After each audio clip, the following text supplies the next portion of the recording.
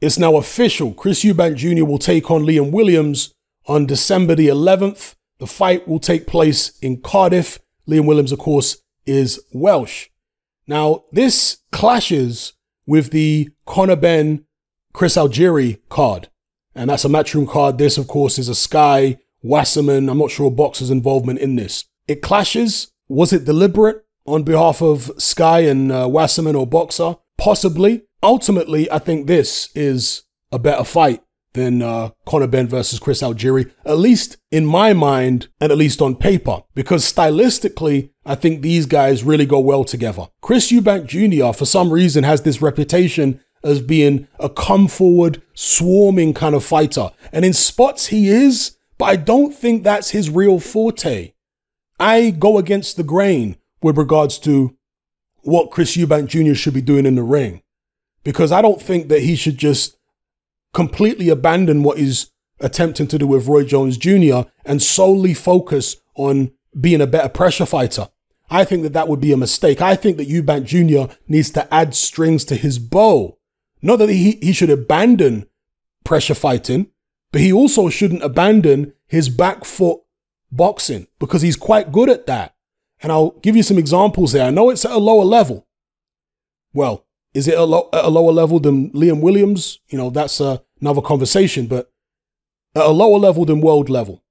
You look at Eubank Jr. when he fought Nick Blackwell. He fought that fight on the back foot, folks. He didn't fight that fight swarming all over Nick Blackwell, coming forward from the opening bell. No, Nick Blackwell was the bull and Eubank Jr. was the matador. And Eubank Jr. was slipping and sliding, throwing uppercuts, then moving off to the side. That's how he fought against Blackwell. Yeah, there were moments when he stunned Blackwell and then he came forward and threw shots at him.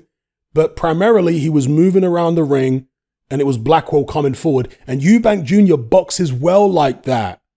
He did the same against Arthur Abraham. He did the same against Avni Yildirim. He was on the back foot, walking Yildirim onto shots. Eubank Jr. struggles when he's in the middle of the ring, being forced to box at long range. That's where he struggles.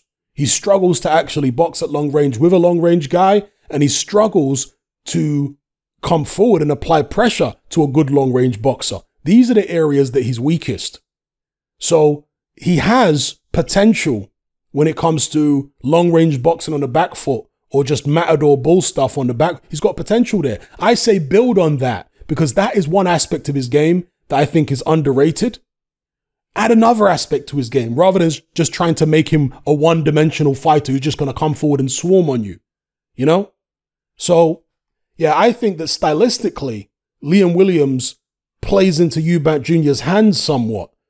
Liam Williams is a bit more sophisticated than a guy like Nick Blackwell. He will use his jab more. He will use a bit more boxing, but he's a fiery guy. He likes to get in there and try and hurt you. And if he comes in there with that type of attitude against Chris Eubank Jr., I think we're going to see fireworks, because Eubank Jr. likes guys who pressure him like that. He can get his uppercuts and combinations off and he can look real good. Is Liam Williams a guy who's going to keep his distance and cause Eubank Jr. to trip over his own feet trying to get at him? Maybe. Maybe he'll switch things up and try and catch Eubank Jr. by surprise with different tactics than he's expecting. But if Liam Williams fights the way that he typically fights, certainly fights the way he did against Andrade, then it's going to somewhat play into Eubank Jr.'s hands, or at the very least, it's going to make for an exciting fight. So I really like this fight on paper. I do think, at least potentially, it's better than the Conor Benn Chris Algieri fight. And the winner of this, as long as there's no controversy and it's a conclusive win,